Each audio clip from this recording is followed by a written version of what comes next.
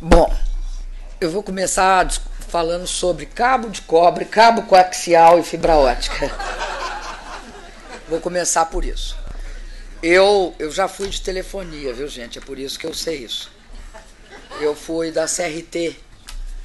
Lutei na CRT para não privatizar a CRT lá atrás. Foi a primeira, aliás. No caso da nossa rede, tá? Tem uma característica que foi o seguinte: quando a Lei Geral das Telecomunicações foi feita, não existia fibra ótica. Existia desse tamanhozinho. Daqui no Brasil não tinha cabo de cobre e o must, chamava cabo coaxial. Eu sei porque nós levamos cabo coaxial na CRT. Então, o que acontece? Acontece que é porque eu fui secretária de comunicações, secretária de Energia, Minas e Comunicações do governo do Olívio Dutra, lá muito tempo atrás, antes de privatizarem a CRT. Bom, então o que acontece com uma parte hoje no Brasil? Pelo menos pelo que eu sei, não é pelo que fala a Anatel só, pelo que a gente sabe, tem algumas empresas que conseguiram, tá, fazer hoje fibra ótica no backbone. Aqui de São Paulo, né, a Telefônica. Tem outras empresas que não conseguiram botar na sua estrutura cabo de fibra ótica em todo o seu backbone.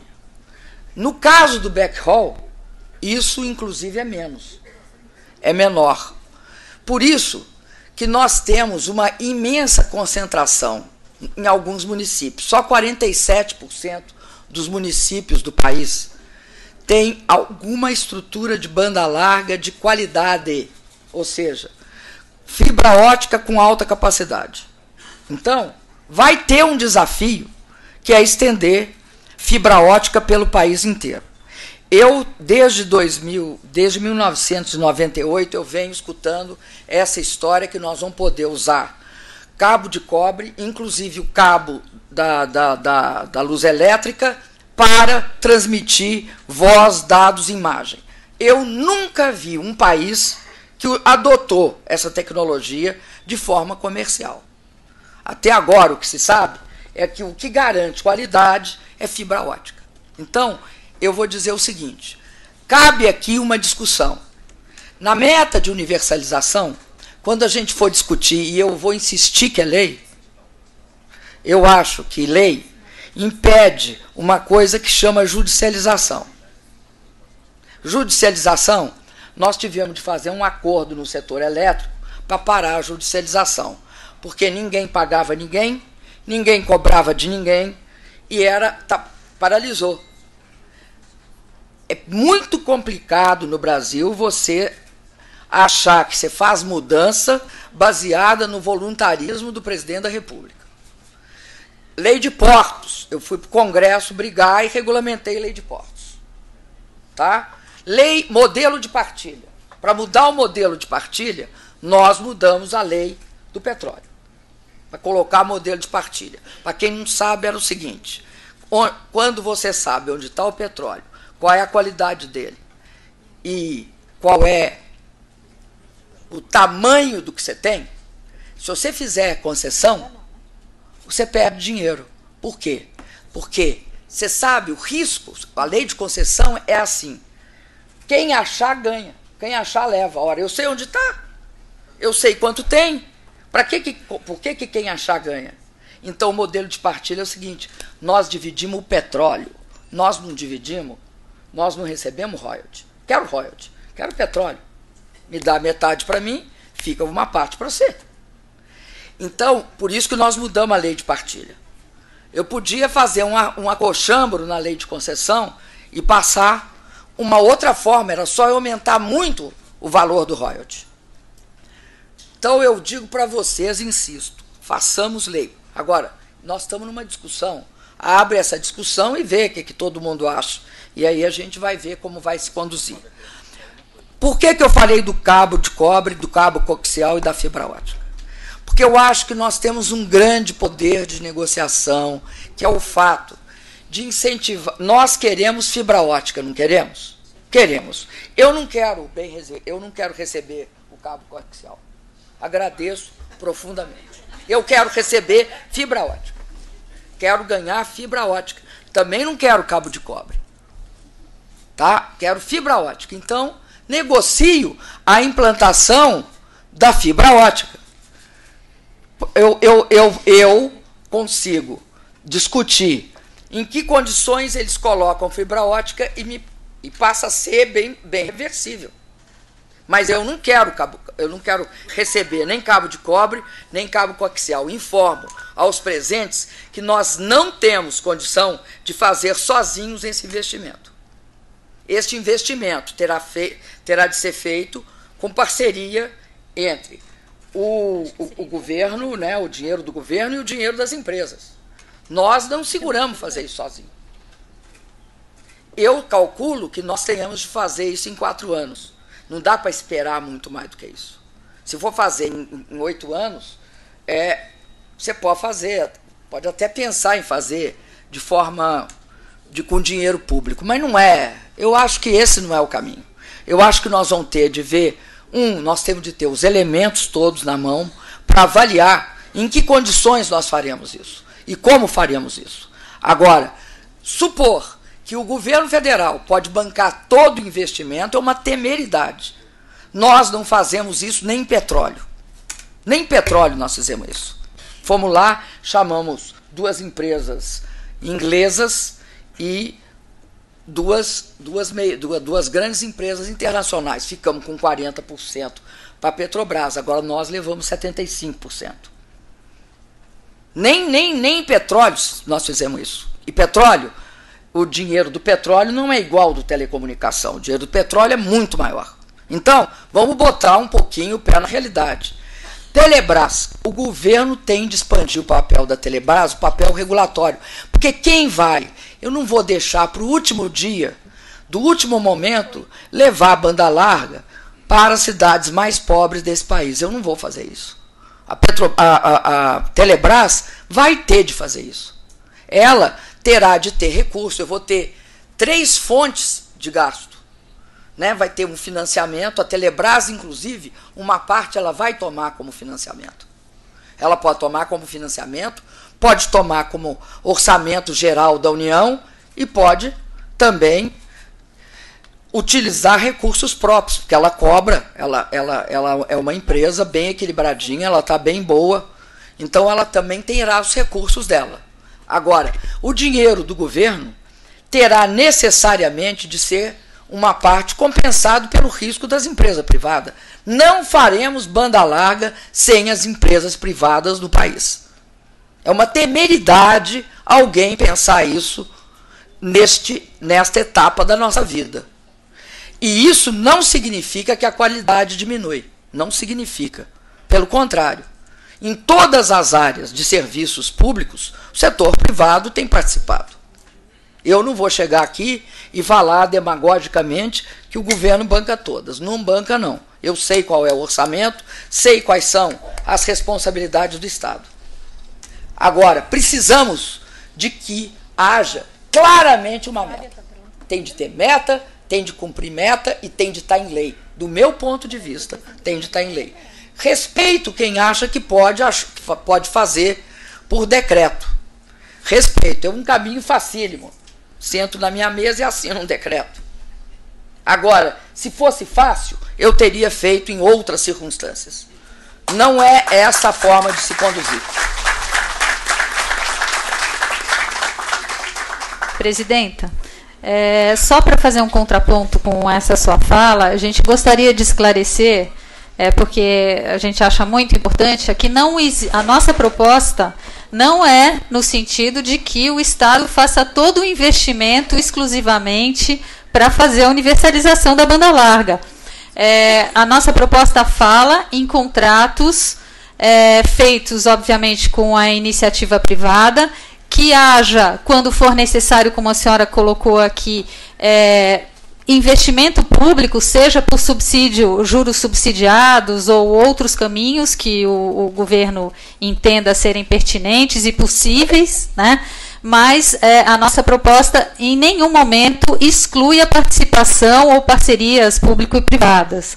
E a nossa proposta fala em regime público e regime privado. O regime público para as zonas do país e para as áreas de grandes centros, como a periferia de São Paulo, por exemplo, que não tem infraestrutura de banda larga. Então, a nossa proposta é essa: regime público para implantação de infraestrutura nos locais que não despertem o interesse econômico das empresas, e aí as empresas que tiverem interesse em receber subsídio, utilização do FUST, vão fazer contratos e com determinados benefícios, em parceria com o governo, universalizar a banda larga. Ok, então nós vamos ao próximo bloco, próximo tema, que vai tratar sobre direitos digitais, privacidade na rede e implementação do Marco Civil. Para fazer as perguntas, eu convido Pedro Ekman e, em seguida, Renata Miele. Bom, boa tarde, presidenta, candidata. Agradeço a presença no nosso debate. Acho importante para o movimento de comunicação um momento de interlocução como esse. A gente vai fazer algumas perguntas em relação ao Marco Civil, aos pontos que a gente acha que ainda estão pendentes, digamos assim, e que de fato estão porque ainda não foram regulamentados. O projeto do Marco Civil ganhou força no Congresso depois que o Edward Snowden denunciou que países soberanos como o Brasil estavam sendo vigiados massivamente pelos Estados Unidos, e não só algumas pessoas, mas de forma massiva. Contudo, essa lei que garante direitos fundamentais na internet não conseguiu, ela ainda pode colocar em risco a privacidade dos usuários brasileiros, com a obrigação prévia de guarda de aplicações acessadas pelos internautas indiscriminadamente. Atualmente, todas as discussões internacionais a respeito da governança da internet criticam a intrusão massiva e arbitrária, como ficou expresso no documento final do Net Mundial. No entanto, sabemos que atualmente muitos sites já guardam esses dados, mesmo sem a obrigação legal, para fazer negócio com as informações pessoais dos usuários. Porém, não é razoável que essas hipóteses sejam ampliadas pela lei, né, com a obrigação da guarda de logs de aplicação. Por isso, a gente considera o artigo 15 do Marco Civil controverso. O Molon sabe bem a controvérsia que deu com o movimento de comunicação esse artigo, quando ele teve que ser colocado pela pressão, enfim, dos setores de vigilância no Brasil. Como a senhora, candidata, entende que essa aplicação se compatibiliza com o restante do Marco Civil, que veio garantir direitos civis na internet e não a constituição de uma sociedade vigiada? E ainda, o anteprojeto de lei de proteção de dados pessoais, cuja consulta pública terminou em 2011, é uma prioridade do seu próximo mandato? O quê? O projeto de lei de proteção de dados pessoais, que terminou a consulta pública em 2011. Bom, boa tarde a todos e todas. Candidata, presidenta Dilma Rousseff, mais uma vez agradecer imensamente o atendimento ao convite que nós fizemos. Né? Queria agradecer também a presença de todos que estão aqui. Foi uma luta grande fazer esse evento aqui em 3 dias, então acho que é um sucesso. Queria parabenizar a todos e todas. Né?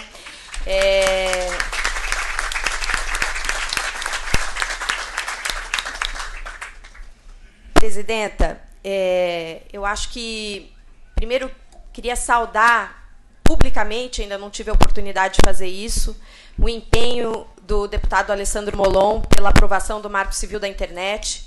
Acho que essa foi uma conquista fundamental da sociedade brasileira, um projeto que teve todo o seu processo de construção de forma colaborativa. Acho que ele é um parâmetro, um novo paradigma de construção de leis, de participação social na sociedade brasileira. Portanto, acho que foi uma conquista que todos nós devemos saudar para o avanço da nossa democracia.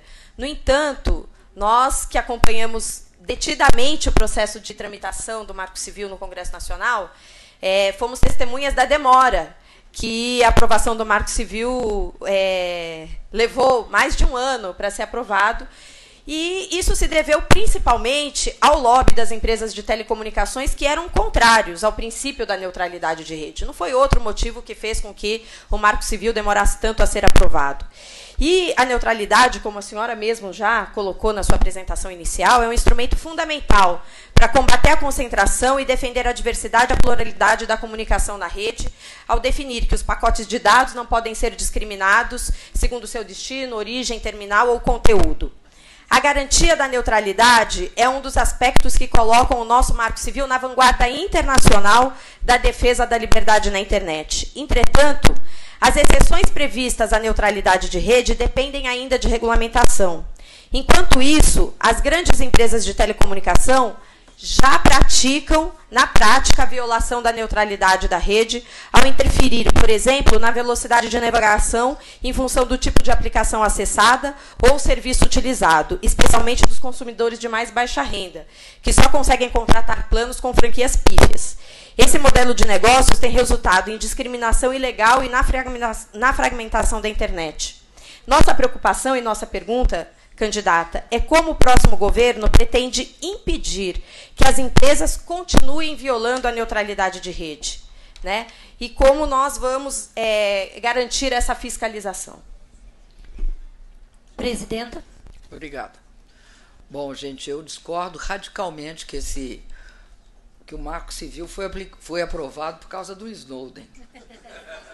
Pelo contrário, o Snowden não era um elemento relevante nas discussões do que durante um ano nós tivemos e nas sucessivas tentativas de aprovar. Tinha um ponto fortíssimo que era de divergência de vários segmentos, que era o da neutralidade. A neutralidade, em vários momentos, por conta da neutralidade, nós que queríamos aprovar a neutralidade, recuamos, o governo recuou, retirou de pauta, porque a soma dos votos era negativa a nós. E trabalhamos no sentido de reverter essa situação. O que eu acho que é importante na questão do Snowden é a denúncia que ele faz sobre o fato de que havia um sistema de inteligência, e que esse sistema de inteligência é interessante, porque isso ocorreu também no caso da toda estrutura de defesa. Esse sistema de inteligência criou tecnologias e criou um nível de terceirização tão grande que um funcionário como o Snowden tinha condição de ter aquela quantidade de dados e que, surpreendentemente, ninguém nem sabia o que ia ser vazado. O Snowden criou uma compreensão a respeito de como era importante fazer valer os valores de direitos humanos e direitos civis, tanto na internet como na relação entre países e entre indivíduos lá nos Estados Unidos e no resto do mundo. E permitiu que houvesse uma grande mobilização que resultou aqui na NET Mundial. Essa grande mobilização aqui que resultou na NET Mundial, ela tinha por base o reconhecimento que, no caso da internet, ela tinha de ser não só multissetorial, aberta, democrática, mas ela tinha de ser também multilateral. Ou seja, ela não podia ter seus protocolos controlados por um só segmento. E também colocou na pauta que não é só através de software, do acesso a software, que a forma privilegiada de acesso e de informação são os backdoors, todos os cabos submarinos e uma complexa interação entre várias empresas, várias entidades, sendo bastante sintética. Então, eu acredito que nós, no caso da implementação do Marco Civil, eu acho que deu certo, primeiro, porque tinha uma retaguarda que era vocês. A presença de vocês, não só na rede, mas nas negociações, a presença de plenário e a presença na rede, né, porque era forte na rede. E toda a discussão que vocês levaram e o esclarecimento às pessoas, o que significava não ter neutralidade e outras coisas. Eu acho que esse é um fator que distingue muito mais do que o Snowden. É ter participação antes, durante e depois, como me disseram. O depois é a regulamentação que vai vir. Porque nós vamos ter. Por que não é autoaplicável? Porque o artigo que nós escrevemos sobre neutralidade fala em regulamentação. Enquanto falar em regulamentação, não é aplicável. Enquanto não for anel aplicável, nós não podemos fazer nada. Então, por isso que é fundamental que acabe logo esse período para a gente abrir a temporada, porque é participação para regulamentar a autoridade, a neutralidade, o artigo 15, o que for, é fundamental que a gente assuma isso imediatamente e torne essa uma questão prioritária. Eu vim conversando com o Molon e eu queria lembrar a vocês que na NET Mundial não quiseram assinar neutralidade, não. Hoje ele estava me dizendo que estão querendo, os Estados Unidos estavam querendo, mas houve uma forte fala no seguinte sentido: vocês botam, para a gente assinar qualquer documento não pode ter neutralidade, né? Tanto da União Europeia quanto dos Estados Unidos, mais dos Estados Unidos que da União Europeia. Então, eu acredito que essa regulamentação do Marco Civil, ela tem um papel estratégico, seja na discussão que a gente estava tendo antes, mas seja nessa discussão. Eu acho que se preparar para participar da regulamentação e dizer em que casos e quais são as exceções é fundamental. E mesmo o artigo 15, que nós fizemos um acordo. Né? Eu não veto acordo, eu disse para vocês aquele dia. Acordo para aprovar nós fizemos. Então agora vai regulamentar ele. Isso é outros 550. No caso da lei de prestação, da lei de...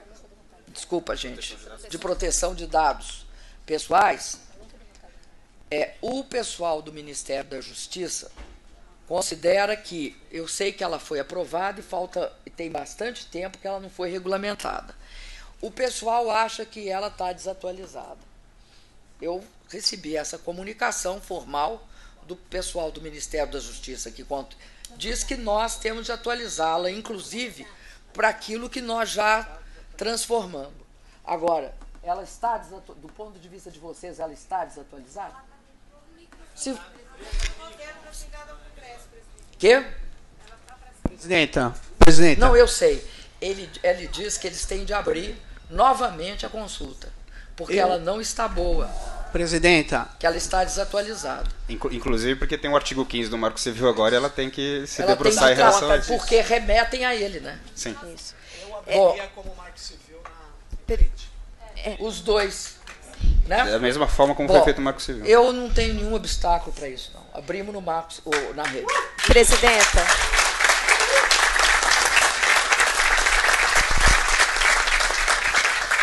Porque eles me informaram que se a gente mandasse aquela, nós não cumpriríamos alguns requisitos que nós acertamos que iam cumprir. Então, abre ela novamente, pode abrir simultaneamente e se resolve a discussão assim. Presidenta. Bom, tem mais alguma coisa? Só uma questão, então, para a gente estabelecer aqui o diálogo desse tema, né? Com relação à neutralidade ainda, qual a nossa compreensão a partir da redação do artigo 9º do Marco Civil? Que ele já sim prevê a neutralidade. O que precisa ser regulamentado, ao nosso ver, são apenas as exceções previstas à quebra de neutralidade, que é, no caso dos requisitos técnicos indispensáveis à prestação adequada do serviço, a priorização de serviços emergenciais, e são apenas essas duas exceções. A neutralidade, então, ao nosso ver, ela já deveria estar sendo aplicada, porque a regulamentação é para apenas estes dois casos previstos de quebra de neutralidade. Então, novamente, a nossa preocupação é verificar, e nós participamos de várias audiências públicas durante todo esse processo, com representantes das empresas de telecomunicação, que eles diziam claramente que a neutralidade era um empecilho para o modelo de negócios das empresas de telecomunicação. E hoje eles já estão praticando a quebra de neutralidade sem respeitar essas duas exceções. Eles quebram cotidianamente no tráfico de dados que a gente... na degradação dos dados que a gente utiliza e acessa na internet. Então, como que o próximo governo, como o Estado brasileiro pode atuar para impedir que as empresas façam? Porque, por mais que ele esteja previsto no Marco Civil, é preciso ter instrumentos de fiscalização e garantia de enforcement para que eles possam cumprir esse dispositivo que é contrário ao modelo de negócios deles. E o problema é que agora também todo mundo defende a neutralidade. Então, as empresas dizem que são a favor da neutralidade. Então, fica essa questão... Todo mundo defende a neutralidade, ela não vem para o concreto e a neutralidade está sendo quebrada. E, enfim, a gente não tem como colocar isso numa balança e dizer isso não é neutralidade, isso é discriminação de conteúdo na rede. Bom, só tem um jeito de você fazer cumprir qualquer coisa, fiscalizar e, ao se verificar a burla do que está previsto, punir. Obviamente, eu acho que tem de regulamentar. Eu acho que sem regulamentar, isso vocês não ninguém faz isso. Não faz. Se não regulamentar, pode falar que está lá e tal, mas eu tenho a discussão que tem uma parte que não está clara e não está, e está dito que vai ser regulamentado. Está dito. Nós temos de regulamentar imediatamente. E quero insistir nisso. Fiscaliza e pune, ou fiscaliza e pune. E daí é sempre assim. Por isso que eu quero universalização.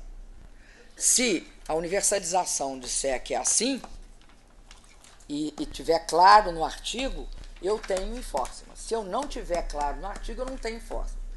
Na regulamentação é a mesma coisa. Eu acho que nós vamos ter de descer a detalhes do que não pode fazer. Nós temos de dizer, por razões técnicas. Todas as quebras de neutralidade são por razões técnicas. Alegam o seguinte, o que alegam? Eu sei porque eu discuti isso, e discuti dias a fio. Alegam, olha, pois nós não temos como garantir uma média assim. Então vamos vender diferenciado. É isso que alegam. Alegam condições técnicas. Eu não acho que é condições técnicas. Agora nós temos de dizer o que não é. Não pode ser isso, não pode ser isso e não pode ser aquilo. Aí você tem condições, foi aprovado neutralidade. Ninguém pode vir agora dizer que não foi. Não pode chegar para nós e dizer, olha, não tem. Eu tenho certeza que havia uma divergência sobre neutralidade. Absoluta certeza. Eu também. Presidente. E Obrigada. certeza. Obrigada.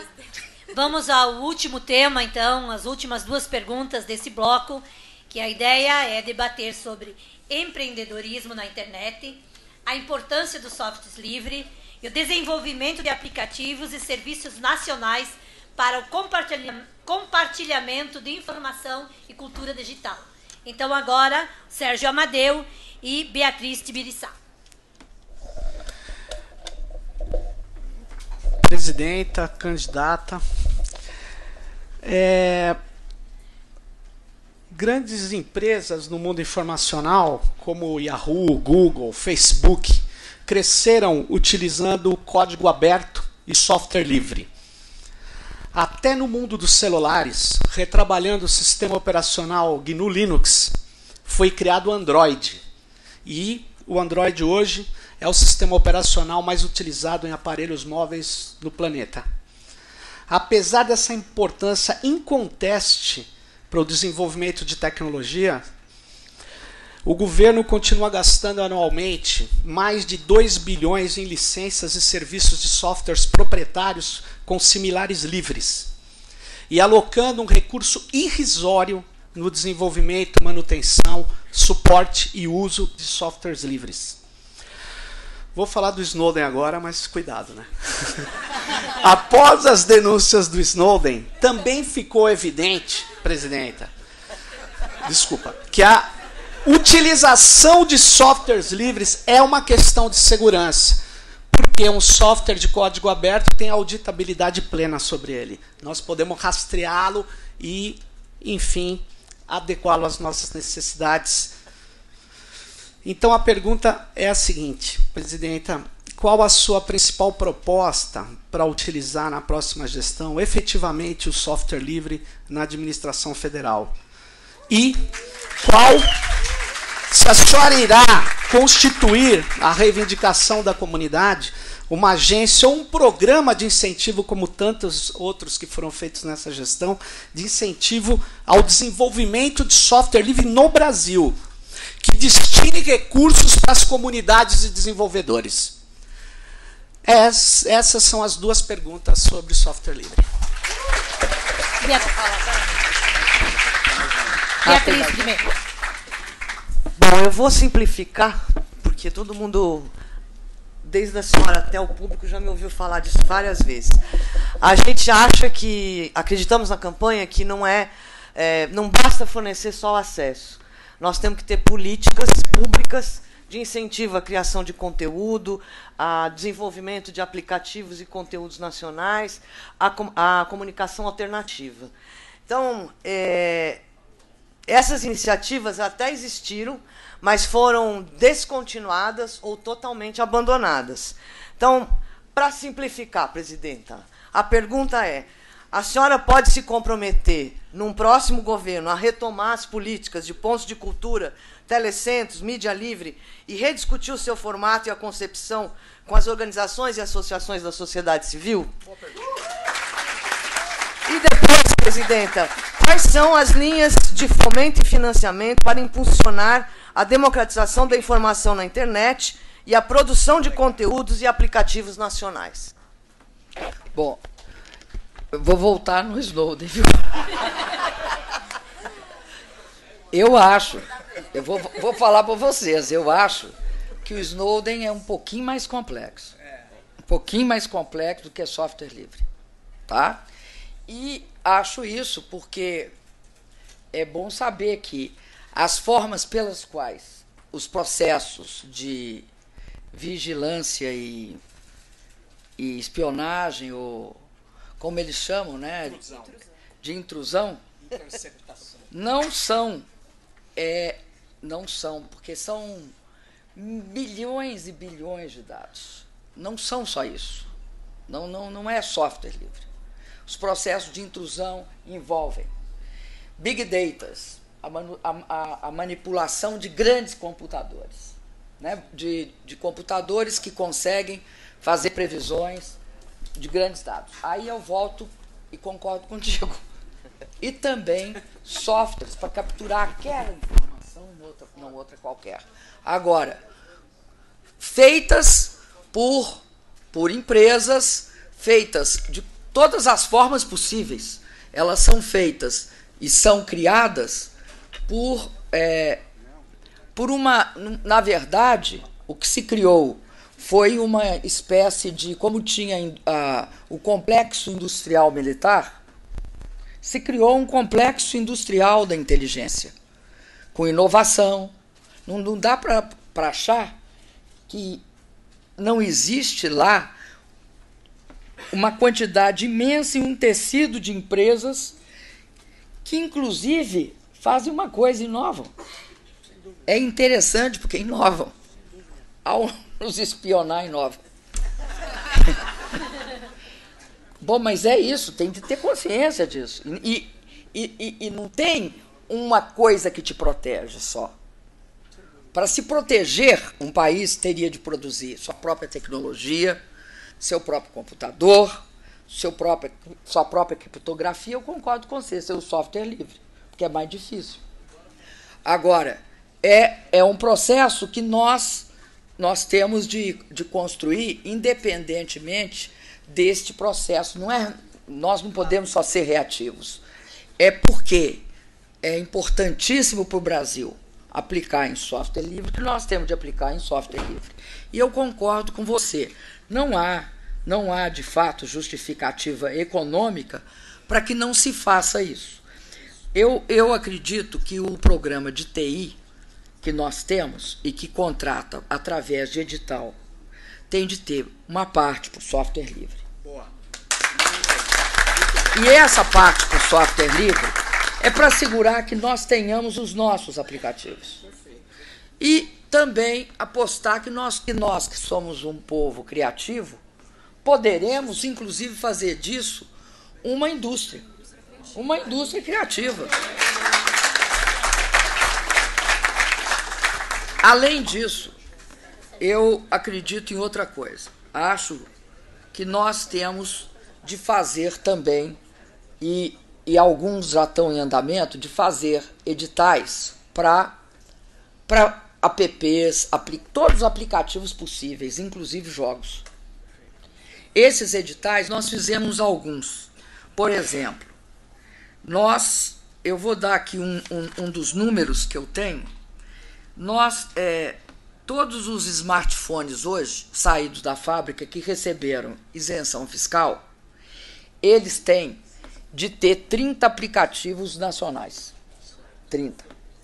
Eu acredito que uma das coisas que nós vamos fazer é uma política de compras públicas.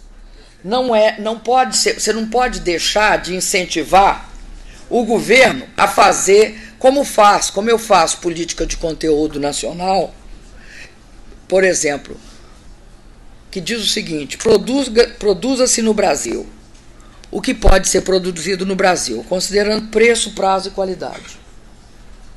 Tá? Obviamente, nós damos 25% de preferência, de margem de preferência, para quem produz no Brasil.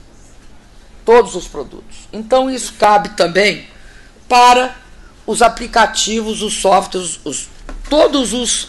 Eu acho que, inclusive, é importante dizer, jogos. O Brasil tende a apostar em jogos, né? E nós estamos pensando em fazer editais nessas áreas. Você abre editais, nós abrimos um edital que participou, eu estou tentando achar aqui, gente, que participou,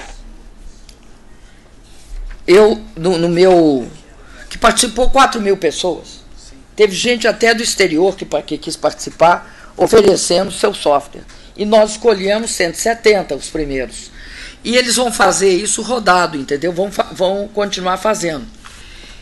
Nós vamos regular todas as formas, como nós fizemos nos outros casos de conteúdo nacional, todas as formas de compra desses aplicativos e dos softwares. Isso é fora do software livre, não é? Isso vale tudo. Para qualquer modelo que aparecer. Agora, uma específica para o software livre, aí como compra governamental, entendeu? Que é uma política de compra governamental clara, explícita. Perfeito. Agora vai ser testado, vai ter, né? Claro. Óbvio. Tem uma outra reivindicação. Mas eu quero falar dos pontos de cultura. Claro. Na minha proposta aqui também, nós consideramos duas coisas antes. Nós consideramos que é importante retomar essa questão dos pontos de cultura. Concordo contigo, é importante retomar. E além de retomar os pontos de cultura, nós queremos também fazer uma outra coisa paralela, que é o Startups. Porque o Startup Brasil, ele tem uma finalidade. Tem uma empresinha desse tamanhozinho, ou tem uma iniciativa desse tamanhozinho. E nós temos de considerá-la como se fosse um startup tecnológico, e é um startup tecnológico. Então, não é só o ponto de cultura. Para você semear, você terá de fazer startup. Bom, nos startups, nas 3 rodadas que nós fizemos de chamada pública de teste, foram recebidas 2.200 propostas, gente. Isso é muito. E apareceram 9.000 empreendedores. Foi nesses que teve 170. Selecionamos 170. E vamos financiar, tá? Dar um dinheiro para a pessoa abrir o startupzinho dele. Então, eu acredito nisso. Ponto de cultura e startup. Ponto de cultura é uma coisa, startup é outra. Ponto, atua numa área, o startup atua na área de software, né, na invenção de uma pequena coisa, mas que pode virar uma coisa grande. Perfeito. Presidenta, as comunidades que desenvolvem software livre, elas se autodenominam comunidades. E elas desenvolvem soluções que estão, insisto, usadas em grandes empresas, em pequenas empresas, em pontos de cultura, em todos os lugares. Essas comunidades, elas se organizam não na forma de empresa e também não se organizam dentro das universidades. Elas são coletivos de colaboração tecnológico. É muito difícil, muitas vezes, ainda bem podemos fazer esse diálogo aqui, as pessoas me perguntavam, mas essa comunidade Debian é uma empresa? Aonde ela fica? Ela não fica em lugar nenhum. São 7 servidores e mais de 1.500 jovens que a maioria deles nunca se viram e que desenvolvem um software que funciona com precisão. Presidenta, além das startups, além disso, nós precisamos de uma agência que financie essas comunidades. Nós precisamos de desenvolvimento dessa meninada que faz software por amor e que faz com grande qualidade. Era isso que eu queria reivindicar e vamos reivindicar dos candidatos. Posso falar uma coisa? Claro. É o seguinte. Presidenta. Não, mas é assim a vida, pô. Deixa eu te falar uma coisa. A gente não precisa de agência, Sérgio. A gente pode, o que a gente tem de formatar é o programa, explicar para as pessoas que vão, por exemplo, você formata um programa, vamos formatar um programa. Eu não sabia dessa história das comunidades. Entendeu? Eu nunca soube que era uma comunidade. Tá? Eu sempre pensei que era assim, ou uma ONG, uma coisa dessas, uma OS. Nada, nem. Tá bom. Mas quando começar a fazer, vai ter, viu? Vão ser princípio da realidade. Mas que seja assim, tudo bem. O que dá para fazer, você formata. Você formata. Se ele for pegar financiamento, ele vai ter de ter CNPJ. Se ele for tomar dinheiro do AGU, ou seja, só estímulo, ele cai na lei que precisa de certa formalização. Eu sinto muito, eu tenho de falar a verdade. O CNPq resolveu isso, presidente. Como?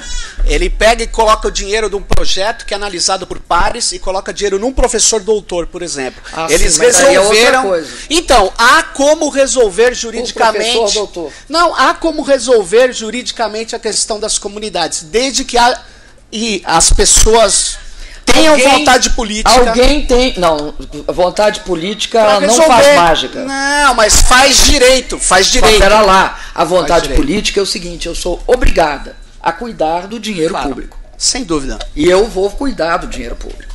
Agora, eu quero. O que eu quero? Se tiver uma pessoa que assuma a responsabilidade, uma pessoa física. Tá? Uma pessoa física assume a responsabilidade. Caneteia! Ô, gente, tem de canetear, viu? Tem de canetear.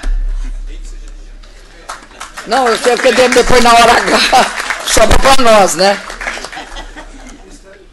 É eu que tenho de prestar conta.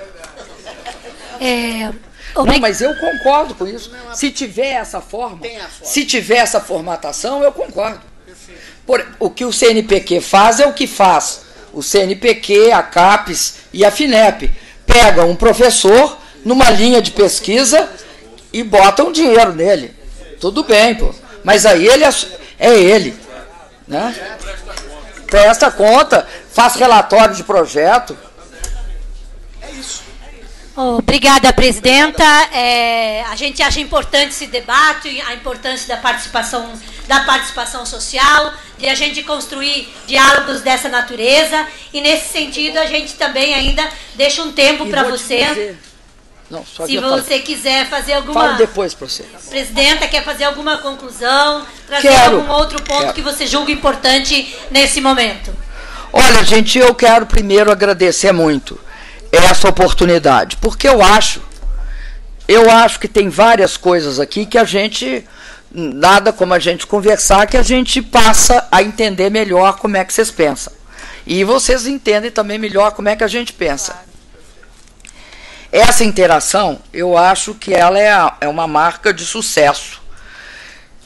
Eu acredito que se a gente simplificar certas relações, como essa proposta do Sérgio, eu achei interessante. Criamos uma linha de incentivo à geração de tecnologia e inovação. Criamos uma linha. Enquadramos vocês na linha. Agora, sobretudo, eu tenho uma preocupação. Eu acho que nós esquecemos, tem hora, a grande vitória que foi aprovar o Marco Civil. Foi uma imensa vitória. E essa foi uma imensa vitória porque, mesmo considerando os acordos feitos, nós não, ao negociarmos, nós não cedemos o espírito do projeto. Nós mantivemos intacto o espírito do projeto. Acredito que a presença de vocês nesse processo foi algo, eu já falei isso, vou repetir, porque eu acho importante, foi estratégico. Acho que se nós quisermos fazer uma lei de universalização, que vai dar um salto na questão da internet no Brasil, nós precisamos dessa mesma participação.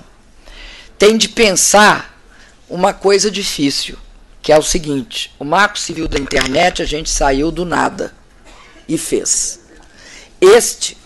Nós vamos sair de uma realidade complexa existente. Então, nós temos de olhar. Primeira coisa que nós vamos ter de entender é como é que essa realidade está funcionando e falar como é que nós vamos chegar no nosso objetivo. Qual é o nosso objetivo?